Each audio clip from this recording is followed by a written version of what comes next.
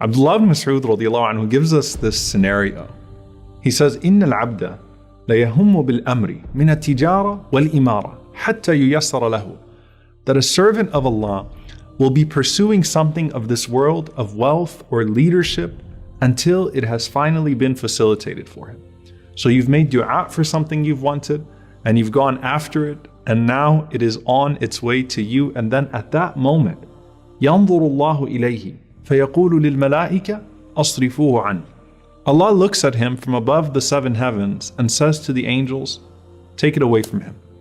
فَإِنْ يَسَّرْتُهُ لَهُ أَدْخَلْتُهُ النَّارِ. Why? Because if I give this to him, then I'm going to put him in hellfire. Meaning this blessing in dunya will change him in a way that Allah knows will end up leading to his destruction in the hereafter.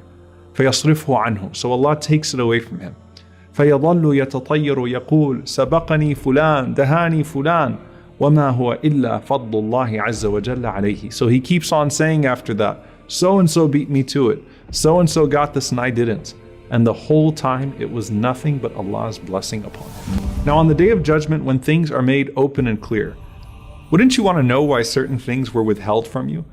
What happens when Allah reminds you as you're standing before Him, remember that thing you kept asking me for? Remember that spouse you wanted? Remember that career or position you were after? Ibn al-Jawzi rahimahullah mentions a powerful narration from al-Tabarani, and while other scholars like Ibn Rajab and Ibn Taymiyyah pointed out weakness in its chain, they still found it relevant to quote for its wisdom. And that is what Anas radiallahu anhu narrated. يقول الله عز وجل إن من عبادي من لا يصلح إيمانه إلا الفقر وإن بسطت عليه أفسده ذلك. Allah says that from amongst my servants are those whose faith would not be rectified except through poverty. And if I opened the doors of wealth for him, it would corrupt him. وإن من عبادي من لا يصلح إيمانه إلا الغنى وَلَوْ أَفْقَرْتُهُ لَأَفْسَدَهُ ذَلِكَ. And there are amongst my servants those whose faith would not be rectified except through wealth. And if I deprived him, it would corrupt him. وَإِنَّ مِنْ عِبَادِي مَنْ لَا يُصْلِحُ إِيمَانَهُ إِلَّا الصِّحَّةِ وَلَوْ أَسْقَمْتُهُ لَأَفْسَدَهُ ذَلِكَ. And there are amongst my servants those whose faith would not be rectified except through good health. And if I made him sick, it would corrupt him. وَإِنَّ مِنْ عِبَادِي من لا يصلح إيمانه إلا السقم ولو أصححته لأفسده ذلك. And there are those amongst my servants whose faith would not be rectified except through illness. And if I healed him, it would corrupt him. وإن من عبادي من يطلب بابا من العبادة فأكفه عنه لكي لا يدخله العجب. And there are amongst my loving servants that seek a particular type of worship, a particular type of station, and they're unable to achieve it so that they don't become conceited. إِنِّي أُدَبِّرُ عِبَادِي بِعِلْمِي بِمَا فِي قُلُوبِهِمْ إِنِّي عَلِيمٌ خَبِيرٌ. I plan for my servants with my knowledge of what is in their hearts. Verily, I am all-knowing and I am all-aware. This is so crucial to understanding dua in a wholesome way. You're not just calling upon Allah subhanahu wa ta'ala with certainty in His ability to do things for you. You're calling upon Him with certainty in His knowledge to do what's best for you. And just like you're admitting your weakness to do what you want for yourself, you're also acknowledging your limitation of understanding what's actually best for you. The Messenger of Allah sallallahu alaihi wasallam said, the dua of any one of you is answered as long as he does not pray for something which involves sin or the cutting off of ties of kinship, and as long as he does not become impatient and start to say, دعوت فدعوت, I made dua, فلا أرى يستجيب لي, and Allah is not answering my dua. فيدع الدعاء, and so as a result, what does he do? He stops making dua altogether. Now the effect is that you stop making dua, but your bad opinion of Allah is the source of it in the first place. Because by saying that, you're either attributing to Allah al-da'af, which is weakness, or you're attributing to Him al-bukhl, which is stinginess. And Allah is so far away from either of those attributes. The Prophet ﷺ said, Inna Allah rahimun, hayyun, kareemun. Verily Allah is compassionate, Allah is shy, Allah is generous. يستحيي من عبده أن يرفع إليه يديه ثم لا يضع فيهما خيرا. He's too shy for His servant to raise his hands up to Him, and then not place any goodness in either one of them. SubhanAllah, our Lord is shy from one of us. Who are you, Ya Rabbi, to be shy from me? We're worried about standing before you. But Allah doesn't disappoint those that He loves. And so every single dua He takes seriously. As Ibn Ata'illah rahimahullah said, مَتَى أَطْلَقَ اللَّهُ لِسَانَكَ بِالطَّلَبِ فَاعْلَمْ أَنَّهُ يُرِيدُ أَن يُعْطِيَكَ. Any time that Allah allows your tongue to move, then know that it's because He wants to give you something. And that's why Umar ibn Khattab radiallahu anhu said, when I make dua, I only concern myself with the ability to ask, not the answer. You shouldn't be worried if you're not seeing the answer. You should be worried if you're unable to ask. That's where you should really be afraid. Abu Hurairah radiallahu ta'ala anhu, he said something to that effect. He said, مَا أَخَافُ أَنْ أُحْرَمْ مِنَ الْإِجَابَةِ وَلَكِنِّي أَخَافُ أَنْ أُحْرَمْ مِنَ الدُّعَاءِ. He said, I'm not worried at all about being deprived of an answer.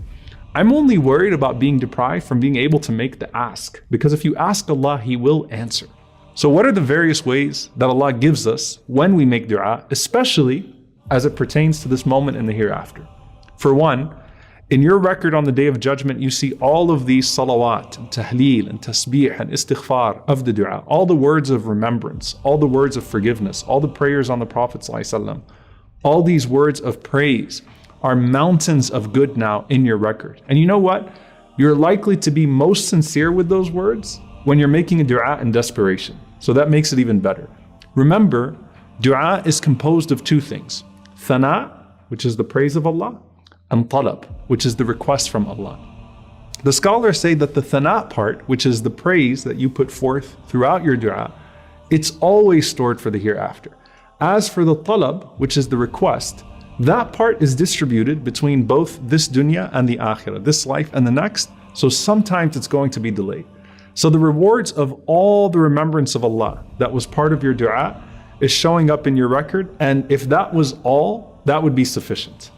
Then the Prophet ﷺ goes on to say, relating to the talab itself, to the ask itself, he says, there is no Muslim who calls upon Allah, so long as it's not a sinful ask or the cutting off of family ties, but that Allah will give him one of three things. إِمَّا أَن تُعَجَّلَ لَهُ دَعْوَتُهُ. Allah might quickly fulfill your ask. وَإِمَّا أَن يَصْرِفْ عَنْهُ مِنَ السُّوءِ مِثْلَهَا. Or Allah will divert an evil away from him similar to it. وَإِمَّا أَن يَدَّخِرَهَا لَهُ فِي الْآخِرَةِ. Or Allah will store it for him like a treasure in the hereafter. They said, إِذَا نُكْثِرُ يَا رَسُولَ اللَّهِ. If that's the case, Ya Rasulullah, we're going to keep on asking.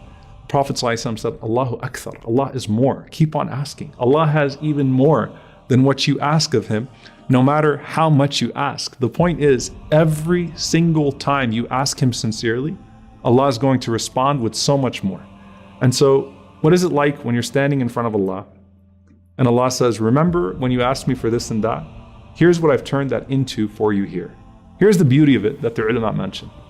Let's say that you're sick, and you and 150 people make dua a bunch of times for you to be cured.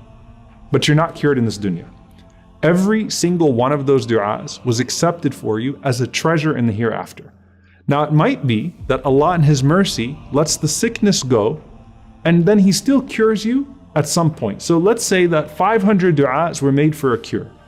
Now 499 of them were stored in the hereafter as treasure. But then that last one went to your cure in this dunya as well. The point is, as you're standing there on the Day of Judgment, and you're seeing these stored treasures of du'as showing up in your books of deeds, let me tell you what you're not doing. You are not wishing that those du'as were answered in this dunya. You're saying, Alhamdulillah, Allah left them for here, where they mean so much more. Not like, Ya Allah, can you let me go back and get that job or that spouse or whatever it is that you were asking for? You are wishing at this point that all of your du'as were answered for the hereafter. And so you trust your Lord with your du'as. It's very similar to the way that you trust your Lord with your charity. You loan Him your donations in this world, and Allah gives it back to you as what? As a mountain of gold in the hereafter. My beloved brothers and sisters, do not worry if some of your du'as seem unanswered, because Allah hears every word you say and knows what is best for you. Sometimes what you ask for may not be given in this world, but that does not mean your dua is wasted. Allah may delay it, replace it with something better, or save it for you in the hereafter. where the reward will be far greater than anything you could imagine in this dunya. When you keep making dua, you are showing your reliance on Allah and your trust in Him, even if the results are not immediate. The act of turning to Allah itself is an act of worship. The Prophet ﷺ taught us that no dua is ever lost. Either Allah gives you what you ask, removes the hardship from your life, or saves the reward for the day of judgment. This means that every time you raise your hands, you are gaining something valuable. It is also important to remember that Allah is Al-Hakim, the most wise. What you may see as a delay is actually perfect timing in His plan. Sometimes what you are asking for might harm you, or it may not be the right time for you to receive it. By continuing to make dua, you are keeping your heart connected to Allah and showing that your faith is not tied to instant results, but to His wisdom and mercy.